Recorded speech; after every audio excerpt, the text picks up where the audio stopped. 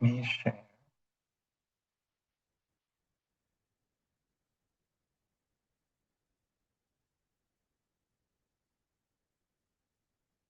Can you guys see?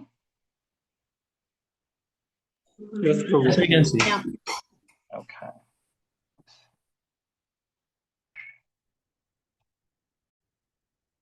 Okay. So we are getting the halfway through.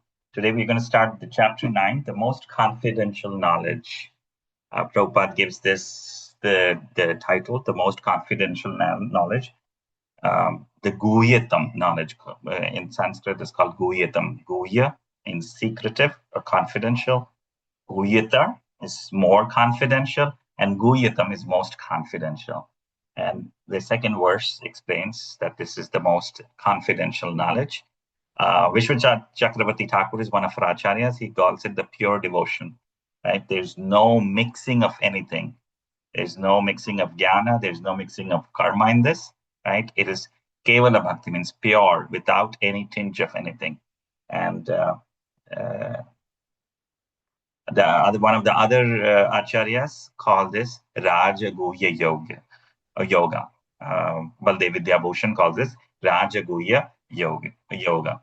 So let's go through this chapter. Let's just quickly see what did we hear in chapter 8 last week. Quick recap. It's divided into 6 sections.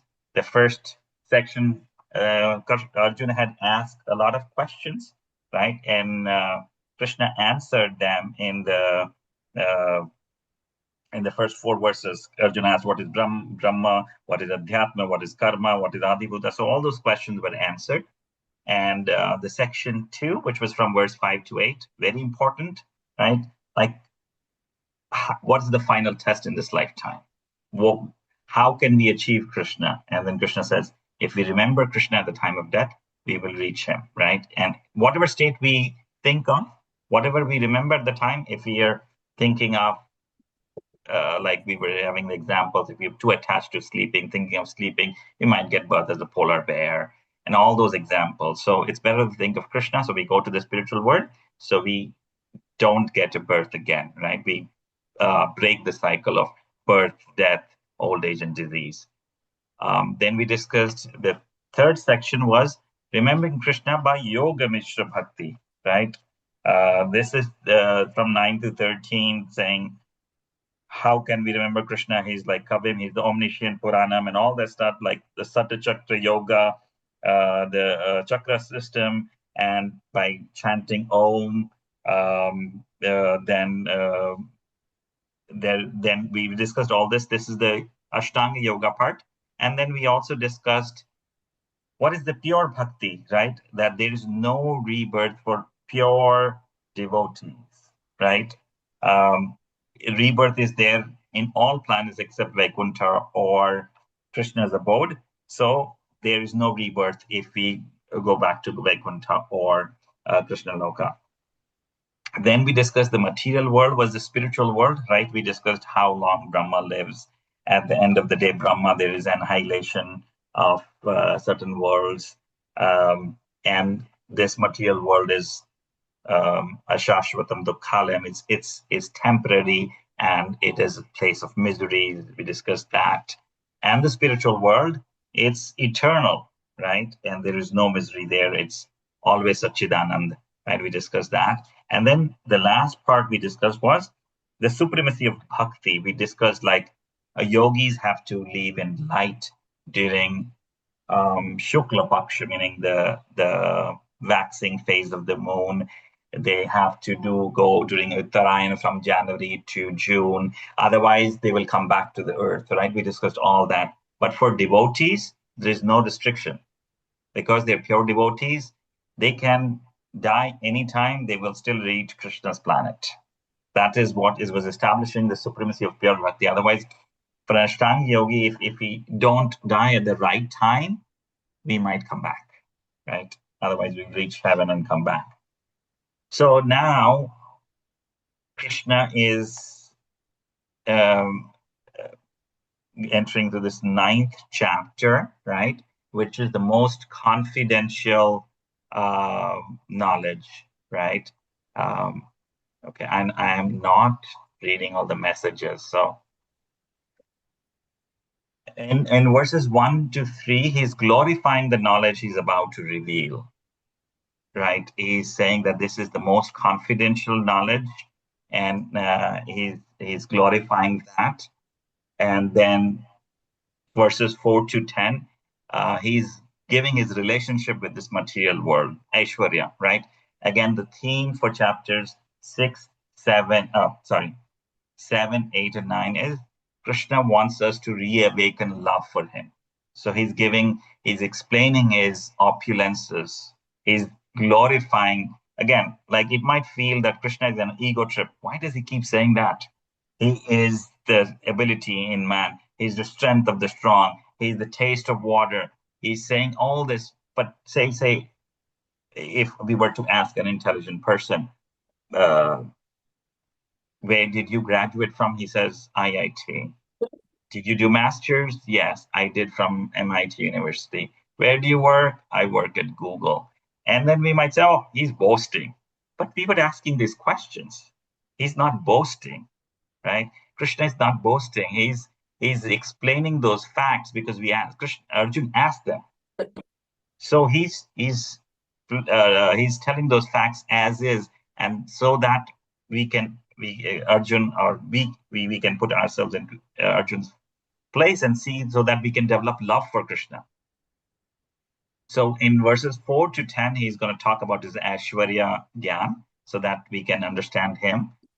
It's very difficult to understand him, but pure devotees can understand him through bhakti, and Krishna will reveal how is the reciprocation based on our bhakti. He will reveal himself. And then verses 11 to 25, this talks about the different types of worshippers of Lord Krishna. There's the Ananya Bhakta, who's Kevala Bhakta, who's like pure devotional service. And then we will see the impersonates who are worshipping the Brahman, the people who worship the Devatas, the demigods, and then people who worship the Virata Rupa, the universal form of the Lord, right? So we will discuss all those and who is the best among them. And then verses 26 to 34, he will describe the glories of Krishna Bhakti, right? Bhakti is so simple, and it is so fulfilling, it is so satisfying, that even if you offer, he doesn't need much. If you offer a leaf, a flower, a fruit, or water, but with love or devotion, right? The love and devotion, he will accept it. He doesn't need our big palaces or big plateful in a golden plate with pakawans and everything. He needs simple things just with love. What he is looking for is a love, and then he will accept it. And then one of the most important verses in Bhagavad Gita is at the end of this chapter, which is repeated twice. The first line of the verse is repeated verbatim twice in Bhagavad Gita. He says it here in the 9th chapter, Manmana Madbhakto. He says this in this chapter, 9th chapter, and also in 18th chapter. So he doesn't wait until the 18th chapter to glorify bhakti. He gives it here, 9th, and also explain this in chapter number 18, which is the last chapter. So let's so Bhagavad Gita has 18 chapters, right? So chapter number 9 and chapter number 10 are the middle chapters. And they're the most confidential. They're the most important. They're the essence, right? Just as a pearl is hidden in a shell, the essence of Bhagavad Gita is hidden in the middle of Krishna-Arjun conversation, right? And he's going to reveal the most secret of all secrets in this chapter. Do you guys hear an echo? Or is okay? I don't hear anything. It's okay for me. Okay, because Ishan is also on the computer, so I hear myself. So as I was saying, in Sanskrit, secret is called guhya, or confidential. More secretive or more confidential is called guhyatar, and the most confidential is called guhyatama, right? So what is guhya? What is secretive? what we should know. This is described in chapters 2 to 6, right? Knowledge of matter and spirit. When we understand and realize that we are not the body but the soul, that is confidential, right? We are in this material world, and we all have a body. We are embodied, but we are not the body, right? We have to understand that we are the soul. In chapter 2, Krishna speaks about this for many, many verses. In so many verses that we are the soul and the soul cannot be killed. And then he talks about Nishkam Karma. He describes what's the difference between matter and spirit. He tells Arjun that you're crying for something which has already been ordained. Like he's choosing Arjun as a nimit matra, as an instrument. Their death is already certain. So if he wants to participate, he can, right? Otherwise, the death of the Kauravas is certain. So this knowledge of matter and spirit is confidential. That is the secretive knowledge, confidential knowledge. Then the chapter 7 to 8, we discussed the chapter 7 through 8 recently, right? Is the knowledge of bhakti, but it's not pure bhakti. It's yoga mishra bhakti, as we saw in chapter number 8, right? It's mixed with something, right? It's not pure. It has tinges of jnana when we're looking for knowledge, when it's also mixed with our karma, right? That is more confidential. Or also the other analogy we can see is an Ashtanga yogi is seeing the Paramatma in the heart. That is more confidential. He can see that, he can understand, he realizes that he's a soul and there is a super soul who is controlling, who is pervading the entire universe, and he has a relationship with the super soul, right? That is Guyata, that we understand we are the soul and we have a relationship with the super soul. And this chapter 9 is talking about Kevala Bhakti, which is, Kevala means the pure bhakti, pure devotion, right? There's a verse which defines this. Anya bhilashita shunyam, jnana karmadi anavritam, krishnanu anushilanam, uttama bhakti uttama. I might have missed something there, but it's trying to say is Anya bhilashita shunyam. There is no other desire, right?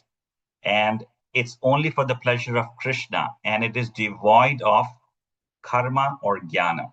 That bhakti is uttama. That bhakti is the best. That's the definition of uttama bhakti. That the only thing we want is for the pleasure of Krishna. That is pure devotion, because there is selflessness, right? We are doing everything to please Krishna because we love him. So this is the chapter which describes this part where there is a relationship with Krishna. We understand the rasa. There are the 5 rasas, right? Shanta rasa, which is neutral. Dasya rasa, that we are the servant. Then the Sakya rasa, which meaning Arjun is Krishna's friend, the friendship rasa. Vatsalya rasa, like the parental rasa, the emotion of the bond between a father and a son, or a mother and a son. The parental rasa. Rasa means mellow, right? The juice, rasa means juice, right? So we have a relationship with Krishna. And then the highest relationship is the conjugal rasa, which is the rasa in the form of love, right? Which is gopis, Radharani has for Krishna. So this chapter is describing, this is taking us to Kevala Bhakti. Kevala Bhakti is pure bhakti through which we can understand who we are, right, in the spiritual world. What is our relationship with that Lord? Are we in which kind of rasa we are? And we do bhakti in that rasa, in that relationship. We understand our relationship with the Lord and we act accordingly. So that is why this chapter is called the most confidential knowledge. So any questions so far before I move forward? Or any reflections or anything, any discussion? Okay. All right, let's look at this. If you see, the soul is coming out of this body, right? And this is confidential, right? And Bhagavad Gita 2:16 says, those who are seers of the truth have concluded that of the non-existent, the material body, there is no endurance, and of the eternal, there is no change. This they have concluded by studying the nature of both, right? Which means that material body is going to die. It's temporary, right? It's matter. And the soul, there will be no change because it's eternal, right? The acharyas, the sages have studied this, and this is confidential knowledge. So let's look at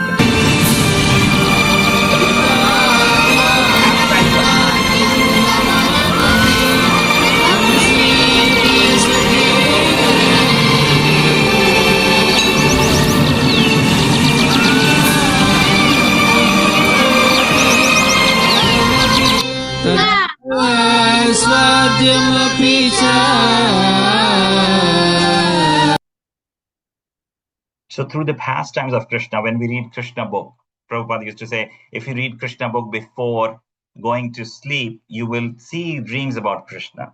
When we read pastimes about Krishna, when we read Srimad Bhagavatam, when we read Bhagavad Gita, that will awaken slowly, slowly in the association of devotees, that unalloyed pure devotion, right? That touches us because bhakti is dormant in our heart, right? It's not like everybody has bhakti in their heart. It's just dormant. And when they get in the association of devotees, that spark is lit, right? And then we have to fan the spark so that it becomes a big fire, right? That's what we want to do, so that we have genuine love for Krishna, spontaneous love for Krishna. This is this most confidential knowledge that unalloyed. Alloy is what in science, right? When a metal is mixed with something, it's called alloy. But unalloyed meaning is pure gold. It's pure metal, right? So it's unalloyed pure devotion. It's not mixed with anything. So now in the first verse, Krishna says, right, that my dear Arjun, because you're never envious of me, I shall speak to you this most confidential knowledge of pure bhakti that culminates in direct realization of me, knowing which you shall be relieved of all miseries, right? So there's so many similarities between chapter 7 and 9. Just like we saw similarities between chapter 3 and 5, we also see similarities between chapter 7 and 9. 9, of course, is at a deeper level, right? So this verse, it tells about hearing about Krishna, right? It says, Krishna is saying, hear about this pure bhakti. And I'm telling you because you're not envious, right? So this verse is telling us about three things, right? If we hear about Krishna, if we want to become spiritually advanced, we have to hear about Krishna. Hear from gurus in parampara. We hear about from exalted devotees in parampara. They're coming in disciplic succession, bona fide disciplic succession. And we should not be non-envious, right, to hear properly. So there are many people who have written commentaries and they're envious of Krishna. They say, oh, don't surrender. Krishna is saying surrender to him. But that he doesn't mean surrender to that Krishna, but he's saying that surrender to that Brahman, to that soul. Surrender to that to the Brahman, and you can merge with Brahman. You can become one. So don't surrender to Krishna because Krishna is not God.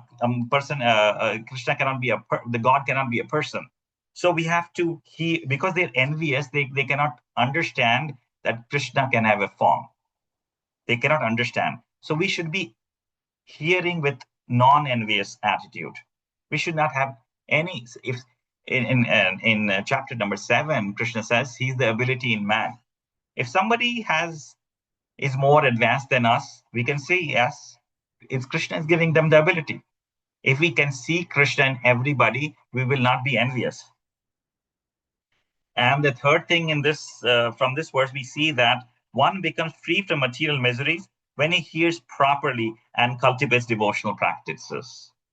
So hearing is the beginning of bhakti, right? So Krishna, that's why he emphasized now, again in 7th chapter also, he said, Tatshunu, hear. He's telling Arjun, hear. So Shravanam, there are 9 processes of bhakti, and hearing is the first one, right?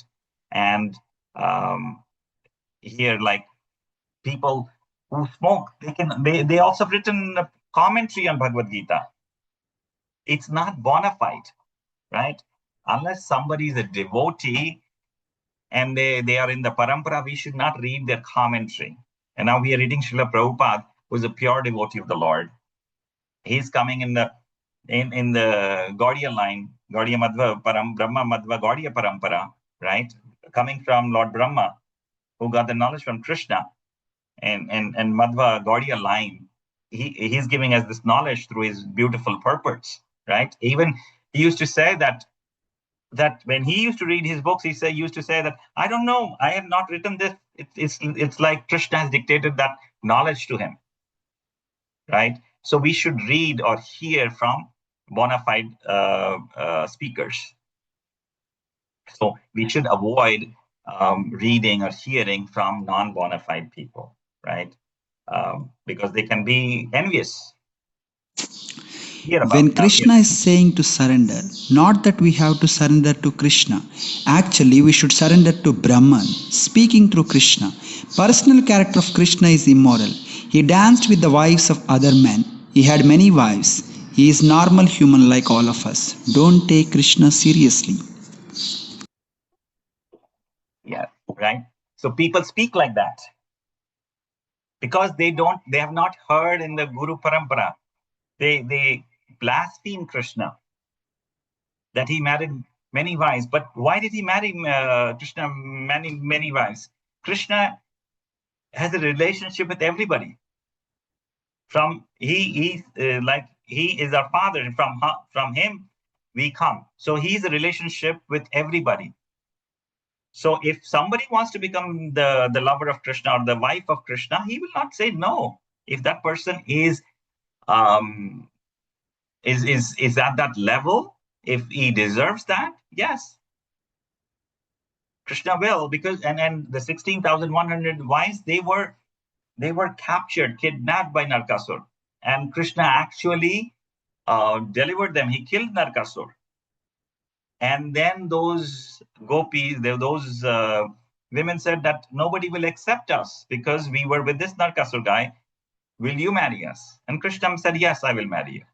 Right? So it's Krishna's benevolence, is his love for his devotees that he marries. Otherwise, he's Atmaram. He's self-sufficient. He's self-satisfied. He doesn't need anything. But for his devotees, he reciprocates. So we should avoid these kind of people who are blaspheming Krishna, who are envious of Krishna. Now, this second verse is one of the most important verses in this chapter. It says, Raja Vidya Rajaguyam Pavitram Idam Uttamam Pratyakshaavagamam Dharmyam Susukham Kartum Avyayam, which means this knowledge of pure bhakti is the king of education. The most secret of all secrets is the purest knowledge, and because it gives direct perception of the self by realization, it is the perfection of religion. It is everlasting and is joyfully performed, right? Through this bhakti, we can realize we are not the body, but the soul, right? It is everlasting, right? Say, I'm studying science in this lifetime. I become a doctor. I get a PhD. And next life, I have to start from zero because I will not remember anything. But bhakti, if I get to say 70%, next life, I will start from 71%. It's not like I lose that. It's ever increasing. And it's joyfully performed. Prabhupada used to say, right? You have to chant, dance, and feast, right? It's joyfully performed. You sit in kirtan, you do chanting, you eat prasadam, you dance for Krishna. It's not complicated. It's not like you have to restrain your senses. We have to engage our senses in worshiping Krishna. There's no negative. It's just positive side. Like once we engage our senses to the higher taste, right? automatically the lower taste will go away. Because we are eating prasadam, automatically we will not eat other stuff. We are glued to reading, say, Bhagavad Gita, Bhagavatam. We will develop a taste. We will not read other books, other mundane books. If we are used to doing Krishna drama and watching Krishna stuff, listening to Krishna classes, we will not watch Netflix and movies because we have a higher taste, right? So it is joyfully performed. And Prabhupada used to say, even you can go back to Godhead just eating gulab jamun, which is so joyful, it is so delicious, but it's prasadam if it's offered to Krishna. You're offering that bhoga with so much love. It is simple and it is so fulfilling. It is satisfying to the heart, right? So this is the 8 characteristics of the knowledge of pure bhakti. I'm going very slow. So we can see the example of Narad Muni. Um, how did he become a great devotee, a Krishna conscious devotee? And he made so many other devotees, great devotees like Prahlad Maharaj, Dhruv Maharaj. You can see how did he become a great devotee through this story, which is coming in Srimad Bhagavatam, right? He was a Gandharva, and his name was Upabharna, and he was very handsome, right? And he was good in singing, right? So one time, there was a kirtan going on in the heavenly planets. The demigods were there, devatas were there, but Narada Muni, in his that prior life, he was a Gandharva, and he was surrounded by women, and he was singing something else, some mundane thing. He was not doing kirtan. The demigods got angry and cursed him that he will get birth as a maidservant's son on the earth, right? So he got birth, right, as a son of a maidservant. And one time, um, the maidservant used to serve in the ashram. Let me see what is happening here. During Chaturmas, like the 4 months of the rainy season, some exalted Bhakti Vedantas, Vaishnavas came to the Brahmana school where his mother, Narada Muni's mother, he was not Narada back then, right? His mother used to serve there. Some exalted Vaishnavas came there for the 4 months because it's rainy season. Those Brahmanas were not traveling. They stayed in that ashram. And Narad Muni got their association, right? So he was serving them, right? And they blessed him with their causeless mercy. He asked, he got attracted to them. And one time he asked, with their permission, can I eat the remnants of your food, right? He ate their remnants because they are exalted devotees of the Lord. He ate that, and all his sins were eradicated. And they were doing Krishna Katha, Vrindavan Katha every day. And then he asked, can I listen in, please? And he says, yes, if you have Shraddha, if you have faith, yes, you can listen in. Even though you're the same son of a maidservant, if you have faith, yes, definitely you can listen, right? He followed their instructions. He became a devotee, right? He got the mantra. They initiated him. They instructed him in the bhakti yoga, and they taught him like all the bhakti process, how he can return back to Godhead. He was a sincere student. He was a 5-year-old boy, right? And then one time after these bhakti vedantas, these brahmanas left, his mother passed away. She was bit by a snake, and this little boy was not at all, because he had nobody in the world. He was not at all bewildered. He says, okay, Krishna wants me to progress me in my bhakti. So he was fearless, right? He's like, okay. He left home and went to north, to the Himalayas, right? And everywhere he went, he was thinking of God. He was meditating on Krishna. And one time he became thirsty and bathed to refresh himself. And he sat down and he started meditating, chanting, and he sees Krishna within himself. He was so happy. He was joyous, right? And tears fell from his eyes, right? and he felt that all his senses had become spiritually enlivened. But then the Lord vanished from his vision. He was disheartened. I just saw the Lord. I had the great darshan. My whole body was filled with ecstasy. I was so joyful. Now I can't seem to get the darshan back. I can't see the Lord again. Why is that? He was getting very anxious. Why can't I see the Lord again? Then the Lord spoke, right? He was invisible, but the Lord spoke. Oh boy, you will not be able to see me again during this lifetime, because one who is not complete in services and free from all material contamination can hardly approach me, right? So sometimes we also feel, right? God gives us glimpses. He's asking us, go deeper in your bhakti, go deeper in your sadhana. Sometimes we feel something. Now, Krishna gave Narad Muni the darshan and said, okay, you're not pure yet. You've not completed your services. So you will not see me in this lifetime, but go deeper, right? And he kept going deeper and deeper, Narad Muni.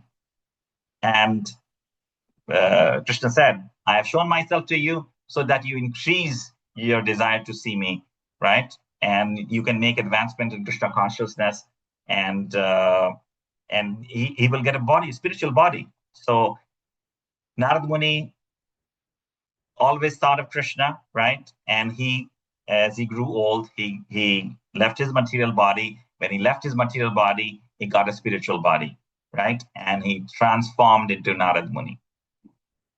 And Lord Vishnu then gifted him this veena and asked him that he can spread the glories of the Lord everywhere, right? So he even goes to Vaikuntha.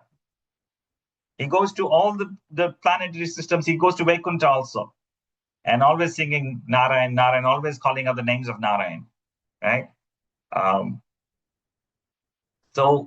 And he became such a pure devotee. So we can see that Dhruv Maharaj, who was 5-year-old, and who wanted, because he was insulted by his stepmother, he wanted a kingdom which was greater than his great-grandfather, Brahmaji.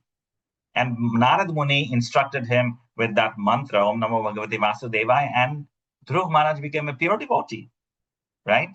And he got the kingdom. That was the different thing. But he said he didn't want the kingdom. He didn't want anything material. He wanted just unalloyed devotion to the Lord. He was saying, like, I was looking for a broken piece of glass, but you gave me a diamond, right? He was ashamed that he was asking for a material thing, right? So Dhruv Maharaj is an example. Then if we see in Krishna Leela, the Nalkuvera and Manigriva, they became trees because Narad Muni cursed them. And then Krishna released them, right? They got the darshan of Krishna. Then we see Narad Muni also instructed Vyasadeva, and that's how Vyasadeva wrote Srimad Bhagavatam. Prachin Bari, that is also in Srimad Bhagavatam. He was attached to just doing Karma Kanda in Srimad Bhagavatam, and Narad Muni gave him the instructions that you should do bhakti. Then Chitraketu, there is another story about Chitraketu, who did not have a son, and then he got a son, Harsha Ashoka, and then Narad Muni gave him the knowledge, and then Chitraketu became another big devotee of the Lord. And this is a slide, this picture where Brahmaji is the father of Narad Muni, and Narad Muni is asking questions to Brahmaji. So Brahmaji is also in our disciplic succession. From Brahmaji is the father of Narad. So Narad is also a disciple of Brahmaji. So we come in that line, right? So that is what pure devotion can do, right? And there are 9 processes of devotional service, right? And Prahlad Maharaj says this in Srimad Bhagavatam. Shravanam is hearing, Kirtanam, chanting, doing katha, Smaranam, right? We will see Smaranam is remembering the Lord. Shravanam, Kirtanam, Smaranam, Padasevanam, doing the devotional service to the Lord, like feet of the Lord, Archanam, doing the deity worship, Vandanam, prayers, right? Dasyam, becoming the servant of the Lord, Sakyam, becoming the friend of the Lord, and Atmani, Nivedam, complete surrender, right? So we see these examples, Shravanam, right? Here we can see 4 million 300,000 years and multiply it by 1,000, and what it comes according to English calculation? 4,300,000,000. Huh? 4,300,000,000. That is 12 hours. And add again 12 hours night. Then 8 billion. 600 million. So Krishna comes after this period. In one day, after one day, a Brahma. This, you see how Prabhupada is talking, is giving a class, and all these Western devotees are listening to him with such intent. That's why hearing, or bhakti starts with hearing. Right? They're very new to Krishna consciousness, they don't know nothing. But their faith in him is so pure, right? They're hearing. That's where our bhakti starts. So if we see then Kirtanam, right? If we see this is in San Francisco, around 1965, or later than in 1969 or 70. That time, nobody thought like, how can Rath Yatra be in San Francisco, right? But look at this. Hare Krishna, Krishna Krishna, Hare Hare, Hare Rama, Rama Rama, Hare Hare, Hare Krishna. So many people chanting.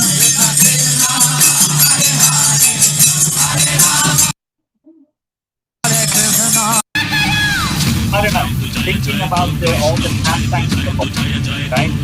We see all this Karya Lila, Krishna, Brahma Vimon Lila. So all these different you can think about all these stories. That's why it's very important we start early at an early age. Padasevanam, right? Serving the lotus feet of the Lord. Right? Lakshmi Devi is a perfect example where she's always serving the Lord.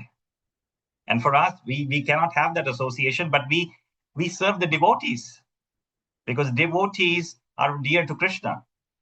We serve Guru, we serve the devotees. And let's Archana, deity worship. That's another part of 9 processes of bhakti, right? So by chanting Yesha Deepaha, followed by the deity's Mula Mantra, offer 4 circles to the lotus feet, 2 circles to the navel, and 3 circles to the lotus face of the deity. Then offer the Deepa gracefully in 7 circles by chanting Vandanam prayers, right? Prabhupada, at the age of 70, almost 70, came to the US. And then you see he's older than 70, in his 70s, and he's going down. Dandavan Pranam. And actually, he would talk to the deity. He's always meek. Right? Dasyam, being a servant of the Lord, just like Hanumanji. Right? There, this bridge is being built, and Hanumanji is putting his hand there so Ramji can walk. So again, Sakyam, like Arjun, and then complete surrender is Atma Nivedam, like Bali Maharaj. When Vaman Dev asked for 3 paces of land, and he got everything in 2 paces of land, Bali Dev's Vaman Dev is like, where should I put my 3rd feet? You have promised me that you will give me 3 paces of land. And Bali Maharaj is saying, you can put on me, on my head, right? That is complete surrender, right? You can have me, right? Even if we hear Ramayana, Jatayu gave everything, his life, to protect Mother Sita, right? And then that's one of the rare instances in Ramayana when Ram shows his divinity and says, Jatayu has done so much for me, I will do his funeral myself and he will go back to Vaikuntha, right? These are the 9 processes of bhakti, right? And Krishna says, those who are not faithful in this devotional service cannot attain him, right? If we have faith, yes, we can go back to him. But those who cannot attain him. Therefore, they come back. Therefore, they return to the path of birth and death in this material world. Right? And then he's explaining this maintenance of the material world by Krishna's energies. He's talking about now 4 to 10. He's talking about Aishwarya Gyan, right? Krishna's relationship in this world, right? He's talking that he says, by me in my unmanifested form, this entire universe is pervaded. All beings are me, but I'm not in them, right? So it's a little difficult to understand that he pervades this entire universe, but all living beings are in him, but he's not in them, right? Means all living beings are dependent on Krishna. If Krishna is not there, we cannot live. We would not even exist. Even at the time of creation, if Krishna doesn't come in as Paramatma in each and every one, the creation will not happen. So we would not be able to do anything because we need the sanction of Krishna. So we are dependent on Krishna. But Krishna is not in them because he's not dependent on anybody. He's self-satisfied. He's Atmaram. And then in verse number 5, he says, yet Krishna is not in everything. Now, he said something and say, Krishna says, Krishna is in everything. Now he says, Krishna is not in everything. He's just contradicting himself. So let's try to understand that. He says, and yet everything that is created does not rest in me. Behold my mystic opulence. Although I'm the maintainer of all living entities, and although I'm everywhere, I'm not a part of this cosmic manifestation. For myself is this very source of creation. Right? So he's because he's not directly concerned with the maintenance of the universe. He's saying this, that not everything rests in him, because when from Krishna comes Balaram and then all the Vishnus. So when Mahavishnu actually glances Prakriti, glances Mahatattva, the creation starts happening.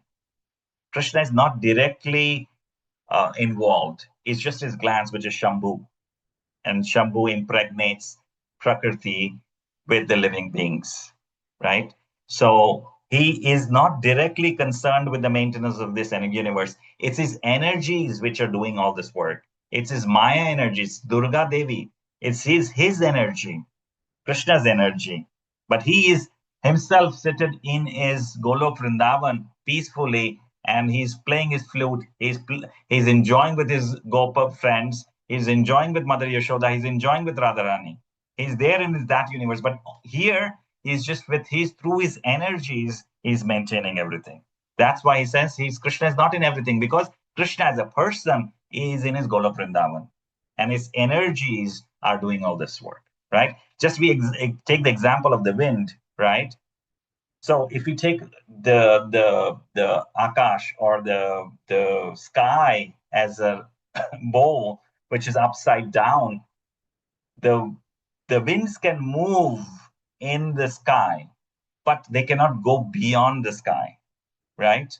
Right. So Krishna has given us freedom, that minute freedom we have, that we can become a doctor, we can become an engineer, this or that, but we are in this material world. Right, so we cannot. We have to depend on him. So, just like the wind cannot go beyond the sky. Similarly, we have minute independence. We have free will. But for the sanction, if we want to do something, Krishna has to sanction it. We cannot just completely go to the spiritual world. We cannot, unless Krishna is pleased, we are pure. Then we can go to the spiritual world. So we have this minute independence, but we are in this restricted by Krishna's sanction. We cannot do everything what we want. Unless Krishna sanctions, we cannot do that. So that's the example. Krishna is saying he's not in everything because he is in Golok Vrindavan, and he's through his energies, he's pervading everywhere, right? So, and then, let's see. We shall see. Saying this through his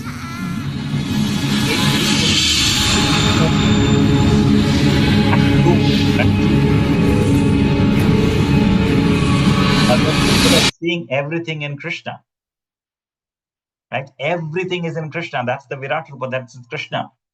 And he showed Virat Rupa multiple times to Mother Yashoda, right? He showed to Duryodhan. He showed it to Arjun, right? Again, we will hear that in chapter number 11. So this is Krishna's greatness. He's been talking. Emanates all the three worlds, both spiritual and mundane. Everything rests in me, Arjun, just as you see pearls hang upon a thread.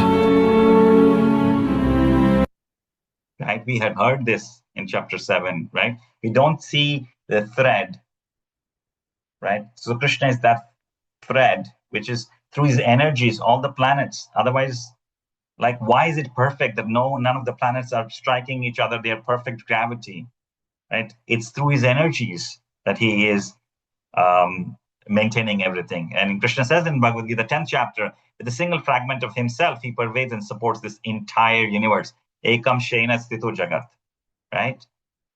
So he resides in Goloka, which is far beyond the material world, and enjoys pastimes with his devotees, but through his energies is maintaining everything here, right?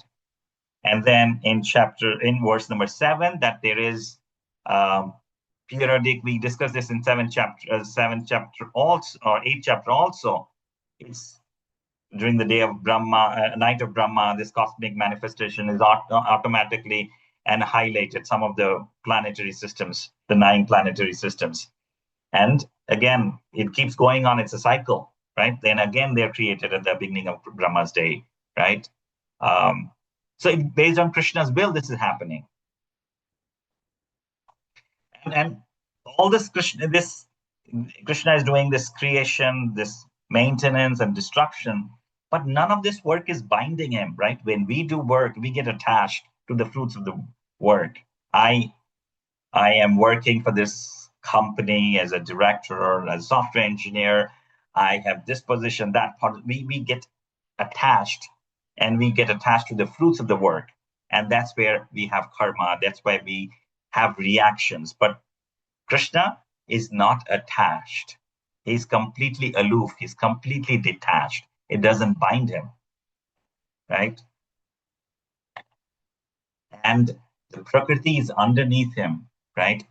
And this is another famous verse, Maya Dekshena Prakriti, Suete Sacharacharam, Hetunanena Konteya Jagat Vipari Vartate, which means this material nature, this Durga Devi, this Prakriti, which is one of his energies, is one working under Krishna's direction, producing all moving and non-moving beings.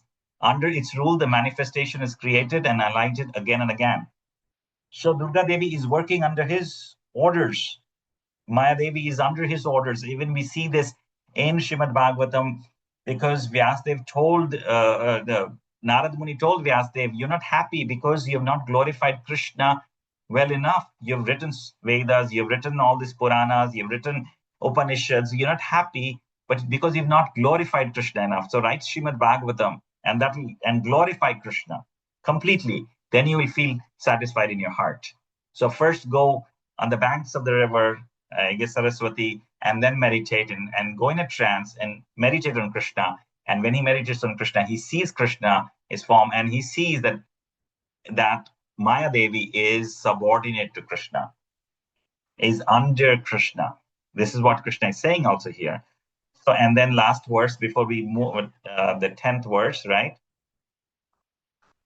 So we actually this is the 10th verse. The 9th verse was all this work cannot bind him, and this is the 10th verse. This concludes the second section.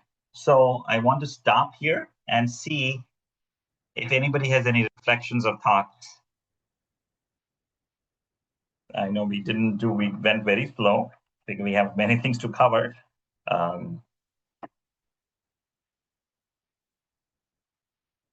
Anybody has any questions, discussion? Was it boring?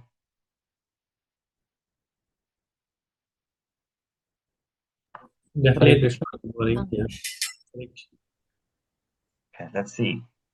Kumar, you go first, and then Pankaj Prabhu, and then Ishan. Hare Krishna. So the concept of Krishna being present in everybody, still being aloof, is still something like a logical mind won't understand that. So that needs either a belief that, yeah, it is true, or Yeah. maybe there is some explanation to that. So if we see, unless we become pure devotees, Krishna is not getting involved in our lives. We are getting just the reactions of our karmas. Of course, he is sitting in our heart as Paramatma, and unless we actually become pure, that we can feel him, and then he gets involved in our, and he will guide us, and we can hear him, Paramatma Krishna. But otherwise, it's just we are getting the reactions of our karmas.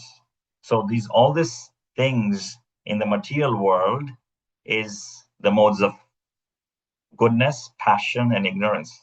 Sometimes we are angry, sometimes we are in a good mood, sometimes we are just lazy and sleep. So we are under the modes of Maya Devi. So, and it's all through that we are doing work. So Krishna is not getting involved unless we become completely pure, unless we become devotees of the Lord. Krishna is actually not. He's just letting his energies do the work. Does that make sense? Yes, it does. Because he's satisfied. He's Atmaram. But when we become devotees and stuff, yes, then he actually gets involved. Thank you, Kumar. Anything else, Kumar? In the 9 types of bhakti, the last one you said dasyam. Ninth Is one that also was Atmanivedam, okay? complete surrender, right? Bali Maharaj. Okay. Thank you. Yeah. Okay. Hare Krishna. Pankaj Prabhu. I just wanted to add one thing, like what Kumar is saying, trying to understand it through the logical mind. It's not possible. I can definitely tell you, Kumar, if you put logic, you will never ever understand. I tried it. It never works that way. So eh, sometimes you will have that realization, but you will not even understand. Oh, so that's what I want to say. Yeah. So it's called, these verses, these few verses can be explained with Achintya Bheda Bheda. Achintya means inconceivable. Bhed means difference, and Abhed means no difference. So this philosophy was given by Chaitanya Mahaprabhu, saying like, there are many philosophies, right? Dvaita, Advaita, these philosophies. So Chaitanya Mahaprabhu gives this Achintya Bheda Bheda. It's simultaneously inconceivable, and it's inconceivable, and there's simultaneous difference and non-difference.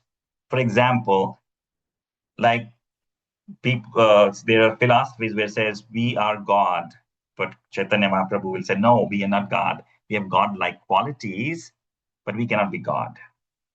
Right? Just like a drop of ocean has the same qualities as the ocean because it's H2O, it's salty water, but a drop of ocean cannot be compared to the ocean. So similarly, we are part and parcel of the Lord. We have this same qualities as the Lord, but in minute quantity. Very minute, very minute. Krishna is like the ocean, and we are just the one drop of ocean. So that's how we can understand. It's inconceivable, and there is a difference at the same time, non-difference too. Yeah, and that's why it's called inconceivable. Okay. Anybody else?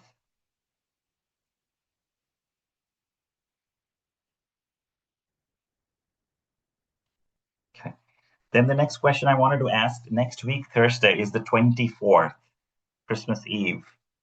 Would people be available so we can finish the chapter, or we want to do after, or we do want to, again, 31st is the same thing. I am traveling. Okay. Okay. What about others? Do we want to do on the 24th? Yes. 24th, I don't have anything, but Okay. yeah. So what I'll do is I'll put a poll there, and Yeah. depending on the poll in the WhatsApp group, we will make a call. But Prabhu, you are also traveling. I'm traveling on 25th. But you're traveling. Okay. Yeah, I think 31st definitely we cannot. People Yeah. will be out, but next week I think depending on poll we can take. Yeah. Anyways, thank you, Prabhu. It was nice class, nice description. Thank you, Prabhu. Again, the slides are from Prabhuji. So those were. Thank you. That's great. Yeah. Okay, so we'll say our prayers. Vanchakalpatrubhyascha kripa sindhubhya eva cha patitanam pavnebhyo vaishnavebhyo namo namah. Ananta Koti Vaishnav Vrinda ki jai. Srila Prabhupada ki jai. Srimad Bhagavad Gita ki jai. Thank you, devotees. We'll see you. Hare Krishna. Hare Krishna. Hare Krishna. Thank you. Hare Krishna.